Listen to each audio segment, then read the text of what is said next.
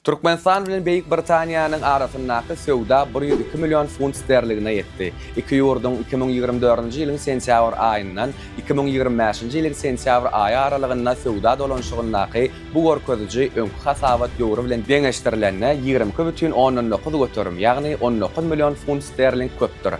Hasabat ýoğruny Beýik Britaniýanyň Türkmenistana eksporty 92 milyon funt sterligine ýetdi. Bu görkeziji 2024-nji ýylyň degişli döwri bilen deňeşdirilende 35 milyon funt sterling ýa-da 61,4 götürüm artdy. Şol wagtyň özünde Beýik Britaniýanyň Türkmenistandan importy 10 milyon funt sterlinge barabar boldy. Türkmenistanyň Beýik Britaniýadan import edýän esas harytlarynyň hataryna umumy senagat tehnikasy hemde ilmi gurallar bar. Şeýle-de Türkmenistan Beýik Britaniýa organik däl, hemik maddalary, mehanik kuwat generatorlaryny we metal magdanlaryny eksport edýär.